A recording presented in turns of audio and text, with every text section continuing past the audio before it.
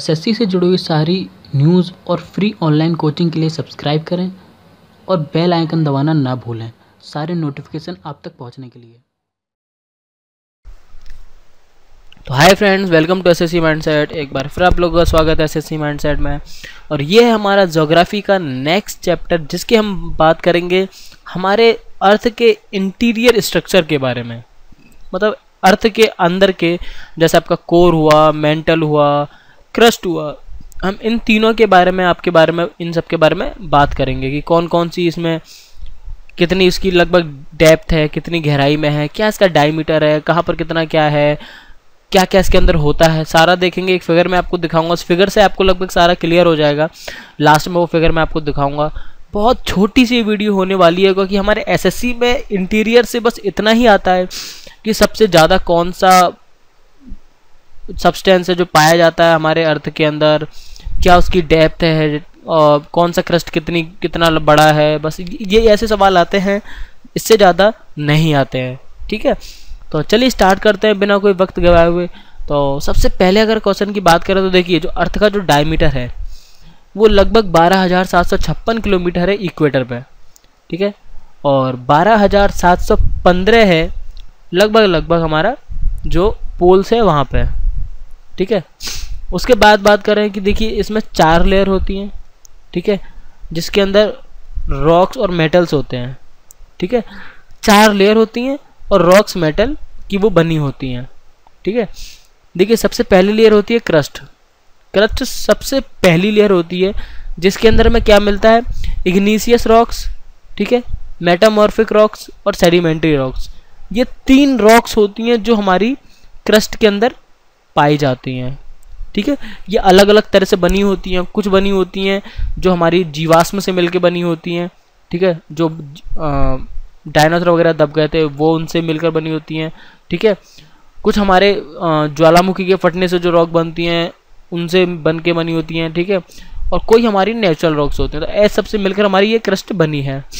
ठीक है, देखिए क्रस्ट के अंदर 2 लेयर होती हैं, एक होती है आउटर लेयर, एक होती है इनर लेयर। ठीक है, आउटर लेयर बनती है आपकी सिलिका से और एल्युमिनियम से। ठीक है, और इनर लेयर बनती है आपकी मैग्नीशियम और सिलिका। ठीक है, इन 2 से मिलके बनती है। उसके बाद आपका आता है मेंटल। देखिए मेंटल के अंदर भी 2 लेयर होती हैं। ठीक है, मेंटल जो अर्थ होता है उसके अंदर भी 2 लेयर होती हैं। ठीक है, जो सिलिकेट रॉक्स, ठीक है, और मैग्नीशियम से मिलके बनी होती है। और वो जो सिलिकेट रॉक्स होती है ना, उनके अंदर आयरन बहुत ज़्यादा होता है। ठीक है, इसलिए हम उसे मेंटल कहते हैं, क्योंकि इसमें मेटल सबसे ज़्यादा पाया जाता है।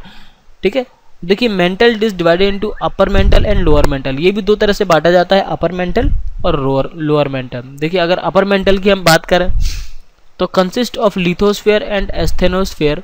Lithosphere is the hard rock layer of the mental and the asthenosphere hemisphere is made up of viscous yet solid rock. देखिए आप अपर मेंटल में 2 तरह की लेयर होती है, लिथोस्फीयर और आपका एस्थेनोस्फीयर। ठीक है, लिथोस्फीयर आपकी हार्ड रॉक से बनी हुई होती है, और जो एस्थेनोस्फीयर है ना वो आपकी सॉलिड रॉक्स होते हैं। ठीक है, विस्कस टाइप। आउटर कोर, अब आता है कोर। देखिए आउटर कोर जो है वो आपका क्या होता है, लिक्विड आयरन और निकल से मिलके बनता है। ठीक है, लिक्विड आयरन और निकल से बन के बनता है। और जो इनर कोर होता है आपका, वो कैसा होता है, देखिए जो डीपेस्ट लेयर होती है, जो सबसे अंदर की लेयर होती है ना, वो बहुत ही हॉट होती है, हाई प्रेशर होता है वहाँ पे। ठीक है, जिस वजह से क्या होता है कि जो उसका कोर होता है ना वो फिर से सॉलिड हो जाता है। तो मतलब सिर्फ एक आउटर कोर होता है जो लिक्विड में होता है, बाकी सारा आपका जो कोर होता है वो इनर कोर वो सॉलिड में होता है। ठीक है, उसके बाद देखिए कुछ फैक्ट्स की हम बात करें तो जो क्रस्ट होता है ना उसके अंदर 0.5% होता है। ठीक है, अर्थ का। ठीक, और लगभग 16% आपका मेंटल कवर करता है और 83% आपका कोर कवर करता है। ठीक है, तो मतलब क्रस्ट के अंदर सिर्फ 0.5% वॉल्यूम की बात कर रहे हैं। ठीक है, वॉल्यूम जो होता है, मतलब सबसे ज़्यादा जो वॉल्यूम है ना कवर कौन करता है, आपका कोर। ठीक है, जो अंदर है वो 83% वॉल्यूम कवर करता है, 16% आपका मेंटल कवर करता है और 0.5% आपका कोर कवर करता है। अगर रेडियस की हम बात करें अर्थ की, तो वो लगभग 6371 किलोमीटर रेडियस होता है। कोर को हम नाइफ भी कहते हैं।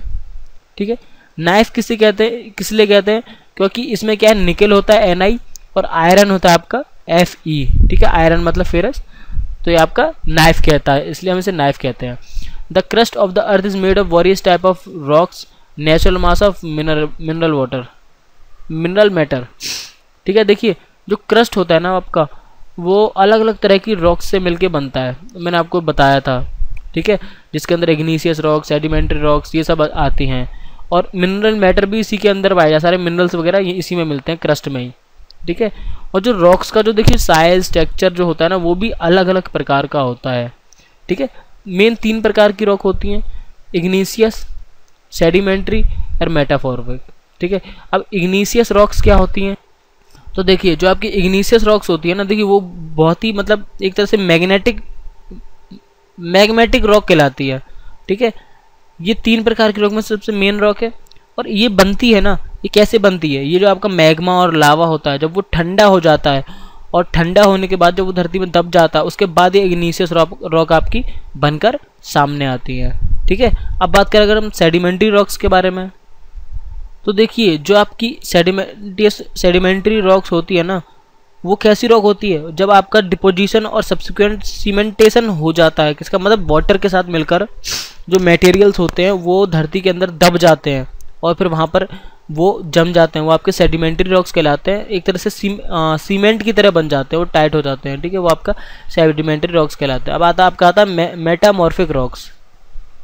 और देखिए जो आपका ये होता है ना मेटामॉर्फिक, ये कब बनता है, ये आपका इन दोनों से मिलकर बनता है। कैसे, जब ये इग्नीशियस रॉक या फिर सेडिमेंट्री रॉक अंदर और डेंस, इनकी जो डेंसिटी है वो और कम हो जाती है, मतलब ये और डेंसर बनते चले जाते हैं, तब जाकर आपका ये मेटामॉर्फिक फॉर्म होता है, ठीक है, ये आपको याद रखना है। अब देखिए अगर हम बात करें फिगर की, तो ये फिगर है, ठीक है, जो आपका सब कुछ शो करता है। देखिए क्रस्ट की बात करें तो कॉन्टिनेंटल और ओशियनिक, मतलब कॉन्टिनेंट्स हमारे और ओशियंस हमारे क्रस्ट में ही मिलते हैं, ठीक है। देखिए ये आपका क्रस्ट हो गया, आपका कॉन्टिनेंटल हो गया, ये आपके ओशियंस हो गए, ठीक है। उसके बाद देखिए मेंटल आता है, ठीक है। मेंटल की अगर हम बात करें, देखिए अपर मेंटल है, ये इतना आपका अपर मेंटल है, ठीक है, जो लगभग आपका 400 किलोमीटर के लगभग का है ये, ठीक है, 400 किलोमीटर का है। उसके बाद आपका आता है लोअर मेंटल, ठीक है। देखिए लोअर मेंटल यहाँ से शुरू होता है और यहाँ तक आपका लोअर मेंटल जाता है लगभग 2900, ठीक, ये आपका लोअर मेंटल हो गया, ठीक है। देखिए ट्रांजिशनल जोन भी होता है, अपर मेंटल और लोअर मेंटल के बीच में एक ट्रांजिशनल जोन होता है यहाँ, ये आपका ट्रांजिशनल जोन है, ठीक है। उसके बाद आपके आते हैं कोर। देखिए ये हिस्सा लिक्विड रहता है, ठीक है, ये इतना हिस्सा लिक्विड रहता है जो आपका लगभग 5150 किलोमीटर तक का पहुंच जाता है, ठीक। और लास्ट में जो ये हिस्सा है ये आपका कोर होता है जो एकदम प्योर सॉलिड होता है, ये 6371 पे पहुंच जाता है, ठीक है। तो 6371 इसकी गहराई हो गई, ठीक है। तो देखिए मतलब 100 किलोमीटर लगभग ऐसे आ गया आपका, फिर आपका लगभग ये आपका क्रस्ट आ गया 400 किलोमीटर के एंड तक, यहाँ 400 किलोमीटर हो गया, यहाँ पर आपका ये 2900 पे क्रस्ट खत्म हो जाता है, ठीक है। 5150 पे आपका आउटर कोर खत्म होता है और इनर कोर आपका 6371 पे इनर कोर खत्म हो जाता है, ठीक है।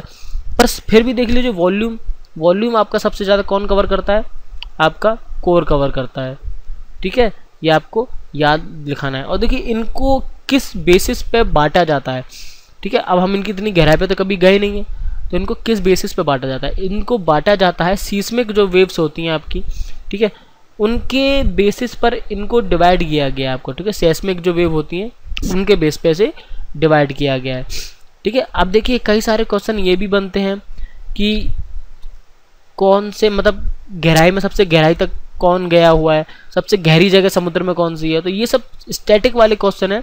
जब मैं आपको एमसीक्यूज कराऊंगा ना, देखिए ये सिर्फ थ्योरी थी इतनी सी, ठीक है, इसमें से कुछ आता है तो ठीक, नहीं तो जो बाकी एक्स्ट्रा चीज़ें हैं वो एमसीक्यूज से कवर होंगी, क्योंकि देखिए ज्योग्राफी का थ्योरी इतना बड़ा नहीं है, ठीक है।